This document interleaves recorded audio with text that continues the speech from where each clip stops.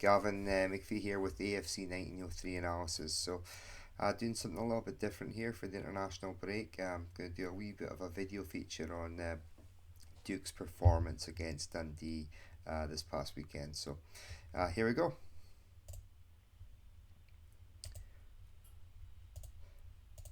Aberdeen lined up in their typical 4-2-3-1 formation. We had Duke, I'm sure to the frustration of his agent, playing out on the left side of that three and behind the striker, which was Sockler. Dundee were in a 4-3-3, and we saw them kind of aggressively kind of push up their fullbacks. And as you well know, they had a lot of possession in the first half, particularly in that first kind of 15-20 minutes. This was Duke's fourth game in a row that he started, and it's the longest he's played. He played 85 minutes with 51 touches, 11 of which were in the opposition's box, and 2 out of 8 successful dribbles. But we'll come back to that and look at that in a little bit more detail. An XG of 0.37 and expected assists of 0.1. This is kind of like the map of his touches, so you can see that he's getting the ball a lot in this kind of zone here, fairly wide, and getting himself into the box quite often.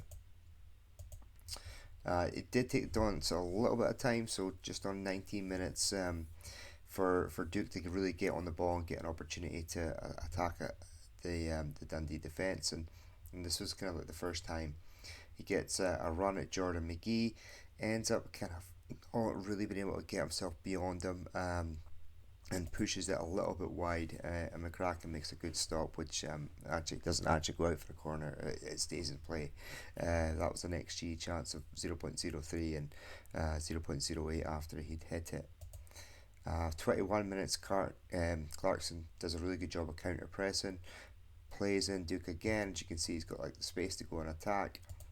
This time he ends up coming back on his right foot and does hit another good shot, which McCracken stops. That was an XG of 0.06, and after he hit it, it was 0.34, so he obviously did a pretty good job of getting that shot off.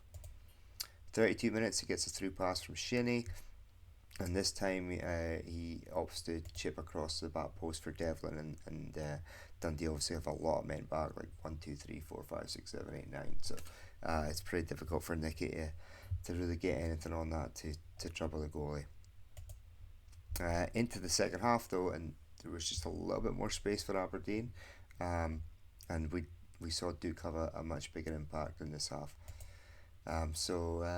Straight away, 48 minutes, he gets a pass from Clarkson. You can see Mackenzie here underlapping on the other side. Duke decides to come inside, and he attempts a cross, but it ends up being cleared. But not necessarily the worst decision in the world. We have Devlin a lot of space here. We've also got Sockler probably kicking around in here as well.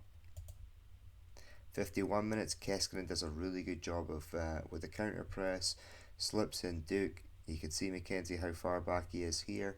He makes a run on the overlap.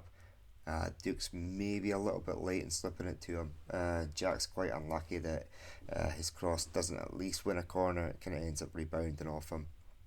But you can see we've got numbers in the box there, so not necessarily a bad decision from Duke.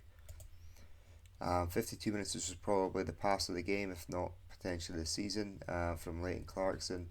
Slips it in behind Jordan McGee, who you can't even see here, but he starts to kind of move forward. Clarkson slips it in behind. Duke makes a run.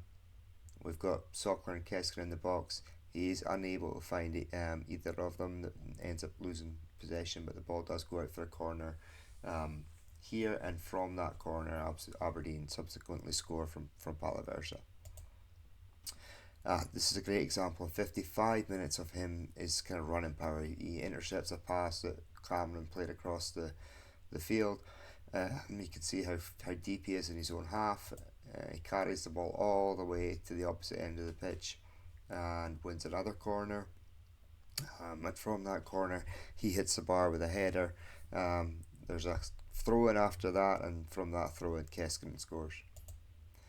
62 minutes, this is kind of like his last main act that we've highlighted here, who recovers a loose ball. A bit more of a counter-attacking situation. We've got Sockler and Keskinen up with him. and he kind of opts to kind of drift inside, but just gets tackled.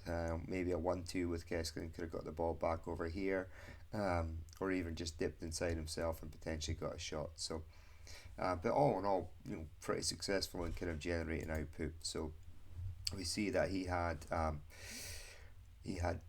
5 entries into the box in the second half, 3 in the first half. All of his actions in that first half resulted in either a shot on goal or possession with a cross. In the second half, it was 3 out of 5. So he is kind of making things happen. He gets obviously 2 shots off in the first half and then wins 2 corners in the second half, which directly or indirectly, maybe I'm giving him a little bit too much credit, but they result in a goal for the team. So I would say that from Duke, I think the summary is that he's really provides Aberdeen with another powerful runner out there on that wide position. We can see that he can carry the ball long distances. He's excellent at kind of getting into that little zone that Tilleen has been looking for, but probably where he's letting himself down a little bit is getting that cut back, maybe whether it's on his left foot or being able to dip on his right foot and get that shot into the far corner. But I think with Jimmy and the confidence in that he's instilled in players so far and the way he's improved players' games, that I'm sure that we'll probably start to see more of an end output from Duke in the days and weeks to come.